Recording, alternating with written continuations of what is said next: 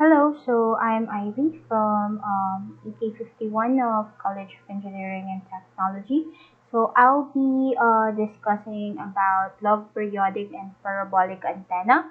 This is for a requirement for the subject transmission media and antenna systems. So first off, let's go to our first slide.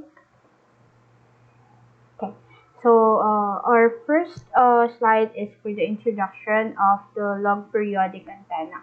So log periodic antenna, or ERGO, often called the LPDA, is a wideband directional antenna that provides gain and directivity combined over a wide band of frequencies. So the log periodic antenna was initially developed by Dwight E. Isbell, Raymond Duhamel, who published a paper in 1957. Later, additional variants were made by Paul Mays. So the concept of the log periodic antenna was patented by the University of Illinois in the USA. So this is the example of a log periodic antenna. So here is C is one of the form of antenna that is able to provide gain and directivity along with a wide bandwidth is known as a log periodic antenna. Although larger than an equivalent Yagi, if you are familiar with that, or other directive design for an equivalent level of gain, it provides the capability to operate on many different frequencies. So that is the log periodic antenna. So we have here some of the questions that I prepared. So since this is just the start, so we're not gonna tackle that. We're gonna go back to that for later. So first one would be the types and variants of the log periodic antenna. So we have first is the log periodic dipole array, or the LPDA, which is most famous and common, and also the slot log periodic, the zigzag log periodic array, the trapezoidal log periodic, and the V-log periodic. So there are several forms of this, and the exact type that is most applicable for any given application will depend upon the requirements of the project that you're going to do. So the type that is mostly widely used is the log periodic dipole array, or LPDA, that I mentioned, and that will be described further in this discussion. So what are the next slide? Let's go to the next slide. One moment. Okay. Okay. So the log periodic dipole array is generally able to operate over a frequency range of 2:1 and provide further forward gain over a dipole. Like the Yagi antenna, it exhibits forward gain and has a high front-to-back ratio, but the LPDA is able to operate over a much wider bandwidth and will have a lower gain for an equivalent number of elements. So that is that. And then next we have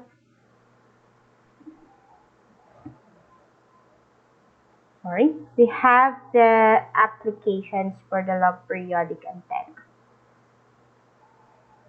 So the first application is that the HF communication. So log periodic antenna is used in many areas. Wide bandwidth levels are needed along with directivity and gain because they give so much of that. There are several areas where the antenna is used, and this is one of them, the HF communications, or the high frequency communication. So log periodic antenna arrays are often used for diplomatic traffic on the high frequency bands. Log periodic antennas perform well because embassies and other similar users will need to operate over a wide selection of frequencies in the HF bands, and it is often only feasible to have one antenna. A single log periodic antenna will give access to a sufficient number of frequencies over the high frequency bands to enable communications to be made despite the variations in the ionosphere changing optimum working frequencies. So that is one of the applications of that. And then next is we have the ultra high frequency terrestrial TV.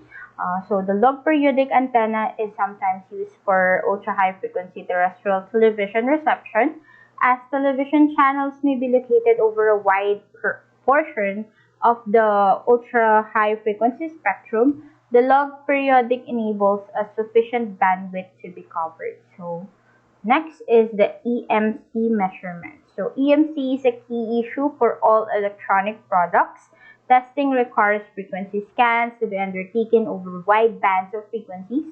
When testing for radiated emissions on an antenna that is able to provide a flat response over a wide band of frequencies is needed.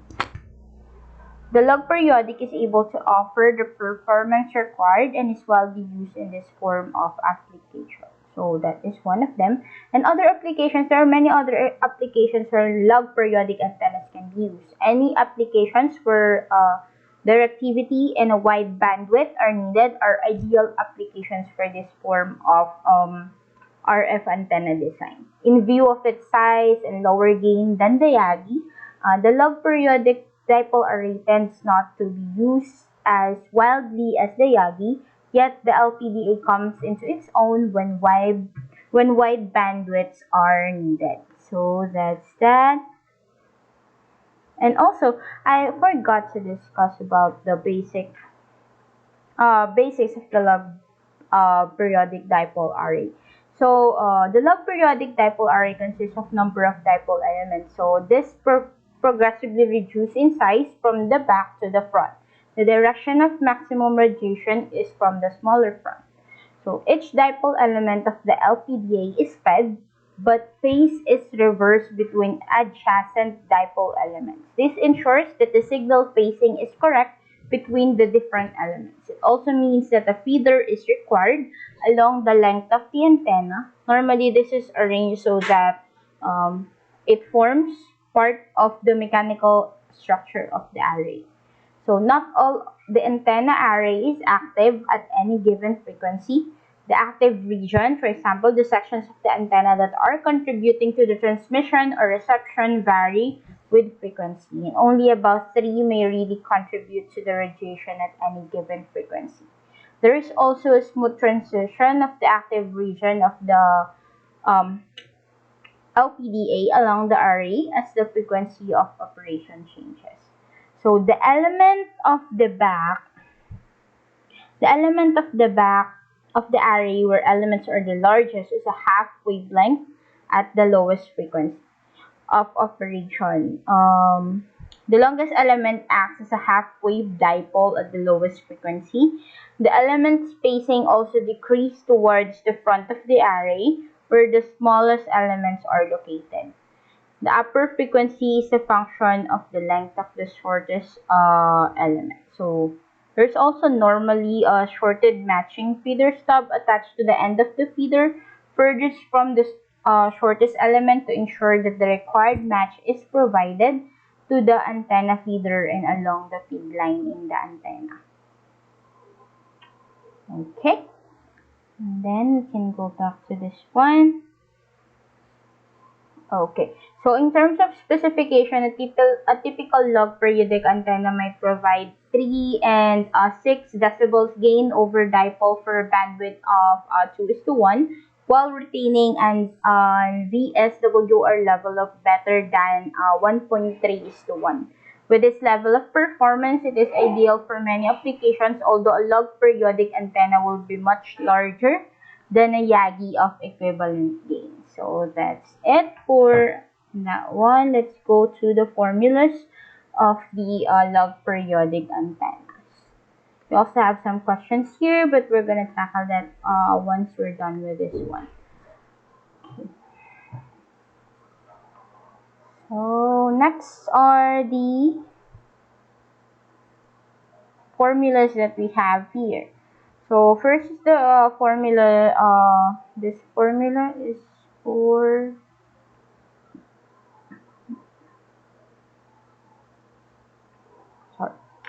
okay. So the Lx or Ln is the length of element x. Dp or q is the distance between elements P and Q. So we have that. And then the design constant here.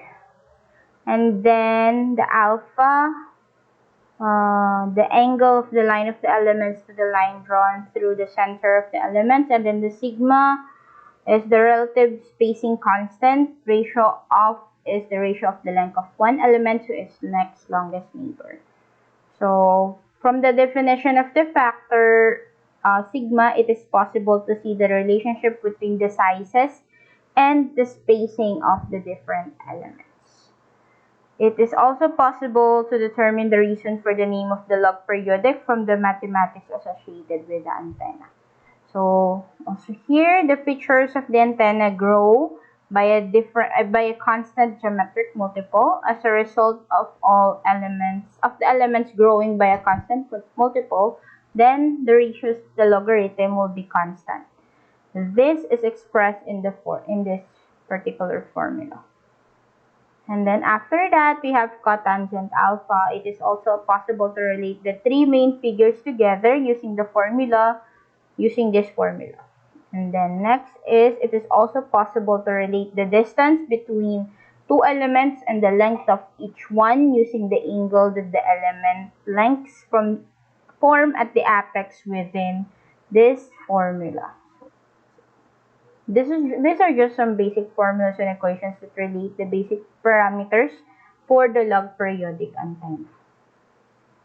Okay, and next one, we have here the parabolic antenna. So the parabolic reflector antenna, which is often called the dish antenna, provides an antenna solution applicable for very high frequency and above, where high gain and directivity are needed. So the parabolic reflector or dish antenna is the form of antenna which finds many uses in domestic satellite television reception, terrestrial microwave data links, general satellite communications, and many more. This is a picture of parabolic antenna in case any of you haven't seen one.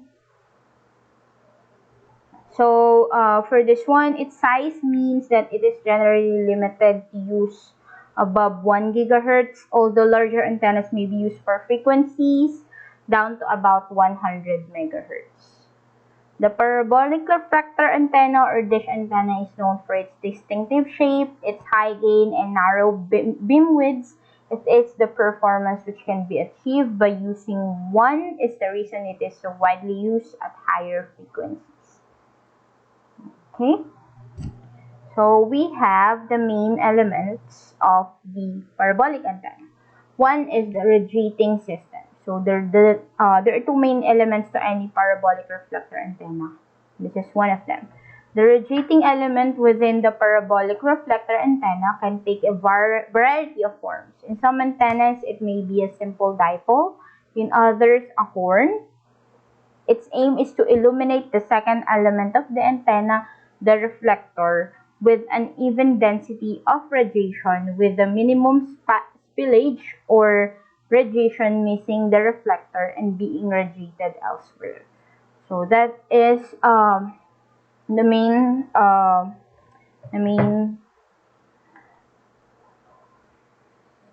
role of the reflector. So that is the reflector here. And then we have the the radiating system here. Okay. And then we have the reflector here. Okay. So the reflector is the distinctive part of the parabolic reflector antenna. The parabolic shape is key to the operation of the RF antenna because the paths taken from the feed point at the focus to the reflector and then outwards are in parallel. However, more importantly, the paths taken are all the same length and therefore the outgoing waveform will form a plane wave and the energy taken by all paths will all be in phase. This enables the antenna to perform in a particularly effective manner. So that's what? And then we have some questions here. We're not gonna tackle that now, but we can try to. Which one of the following antennas is most used in TV dish? So that is a parabolic reflector, as I mentioned before. They are widely used in television. Okay. And then which one of the following antenna has the shape of letter C? So this is an orange peel antenna. And then large FD ratio is used for deep dish reflectors. That is false.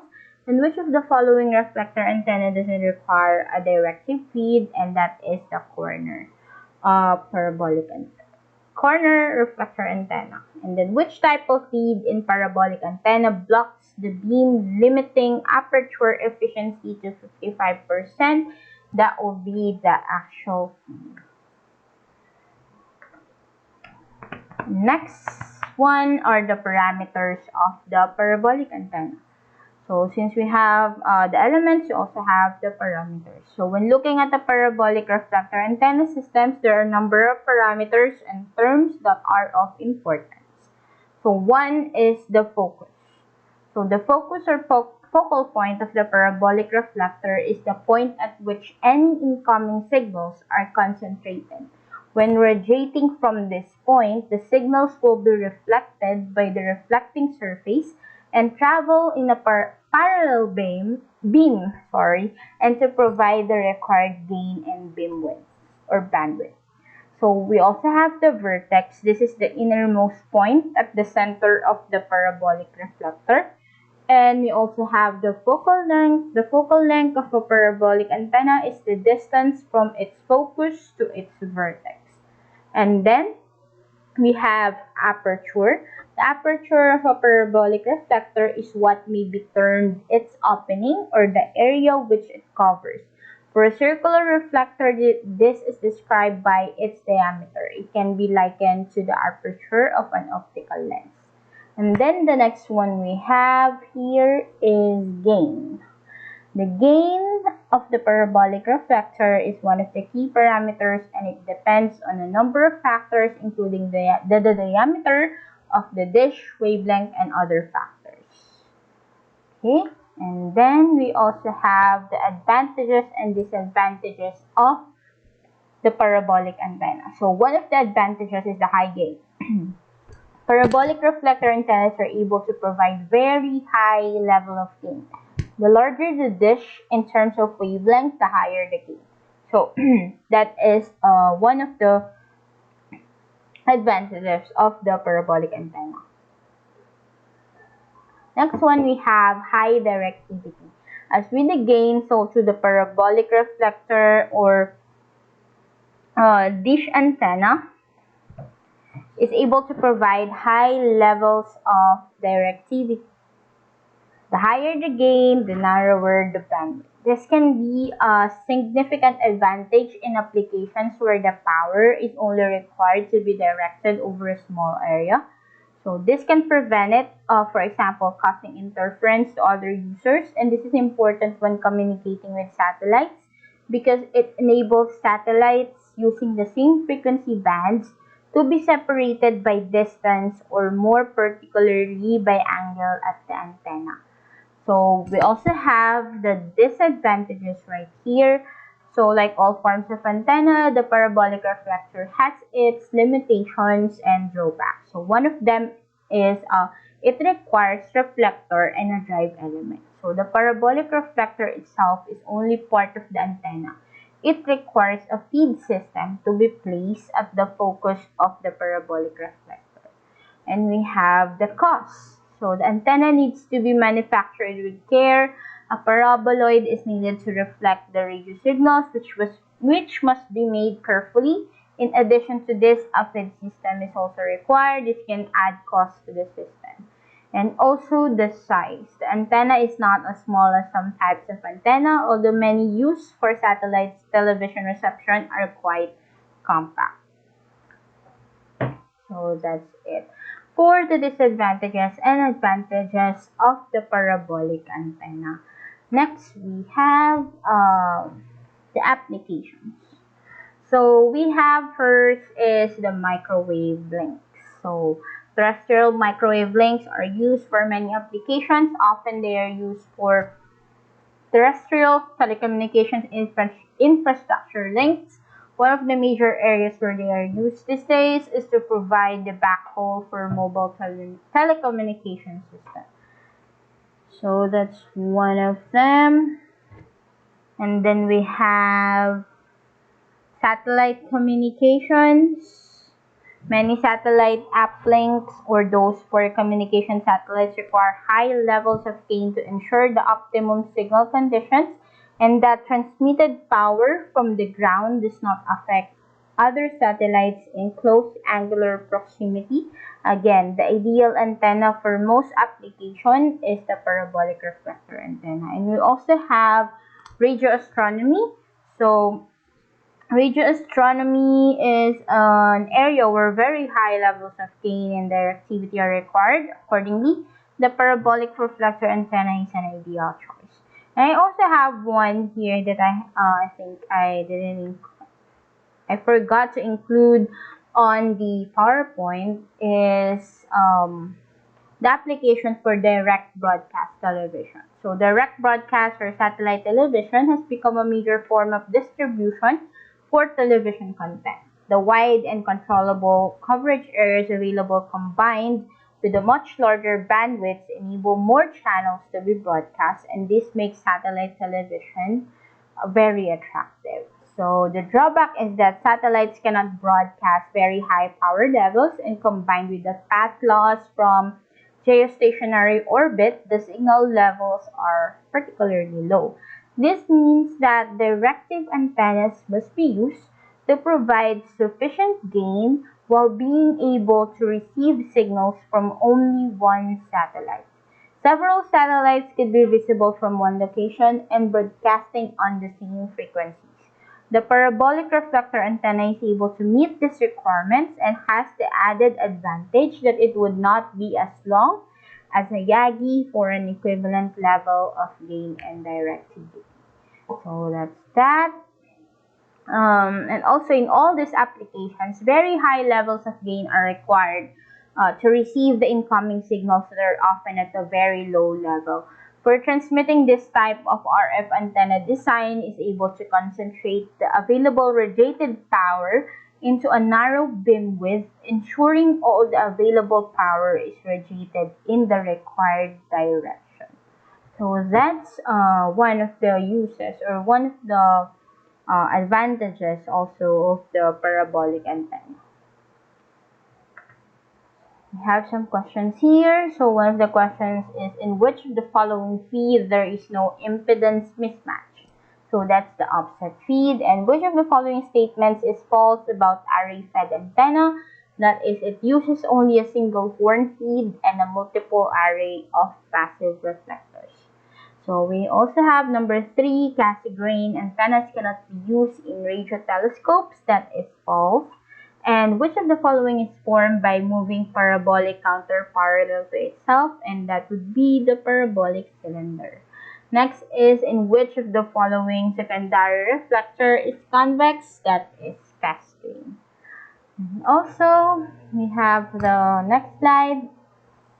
This is the parabolic reflector theory basics. So as the name implies, the parabolic reflector is formed from a shape known as a paraboloid. This shape forms, so this is the paraboloid.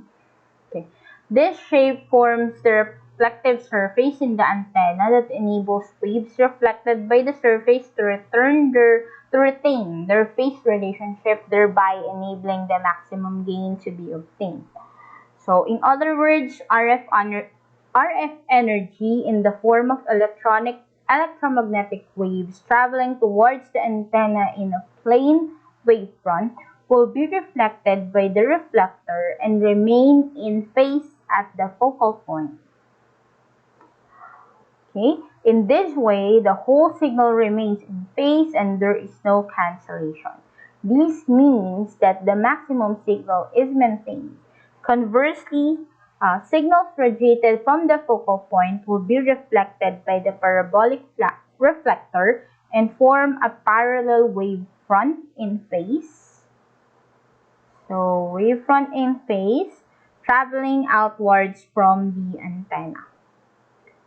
So in view of the fact that total length A1 and A1 and A2, this is the A2, is the same as B1 and B2. This means that the phase integrity of the system is retained. Incoming waves add at a focal point, and outgoing waves produce a single wavefront. So here's a single wavefront moving in parallel away from the reflector. It is the concept that is at the center of the parabolic reflector and antenna theory. And then we have the next slide. This is the parabolic reflector shape theory. So parabolic reflector theory relies on the shape of the reflector for its properties. So the reflector uses a parabolic shape to ensure that all the power is reflected in a beam in which the wave traces run parallel to each other. Also, all the reflected power is in the same phase because the path length from the source to the reflector and then outwards is the same wherever it is reflected on the surface of the parabola. So the parabolic curve follows the equation y squared. Y squared is equals to 4sx. So this is the y. You have the y here and the s. I have the x here. Okay. The measurements, the parabolic theory shows that the paraboloid curve is the locus of points that are equidistant from a fixed point known as the focus located on the x-axis. So this is the focus. A fixed line behind the parabolic curve detailed as AB, here, AB, on the diagram is known as the directrix. So, on this, the length FP is equals to PQ. So, we have here FP is equals to PQ whenever it is located on the parabolic curve. So as the surface acts as a reflector, the directrix has the same properties when located in front of the reflector.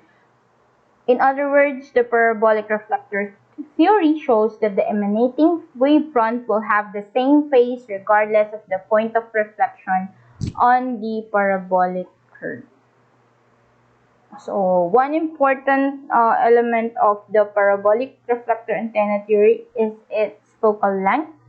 So, to ensure that the antenna operates correctly, it is necessary to ensure that the radiating element is placed at the focal point.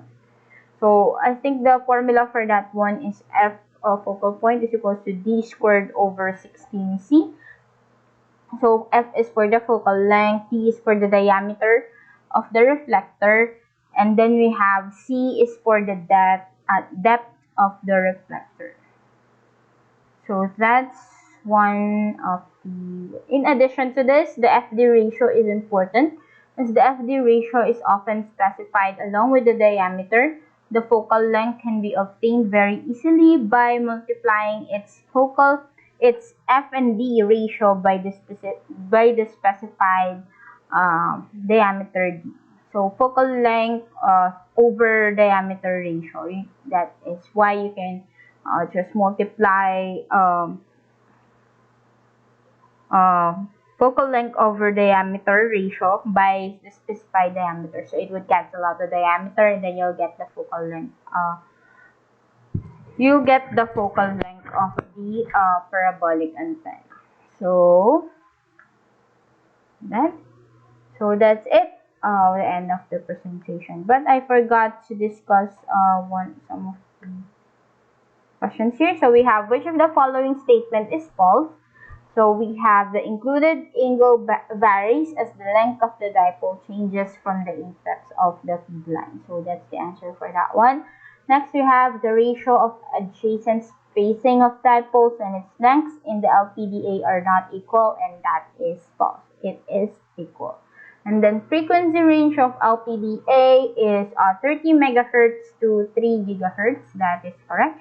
And also, which of the following band of frequency the LPDA operates? And that is the very high frequency and the ultra high frequency. In frequency-independent antennas, the antennas are defined in terms of angles.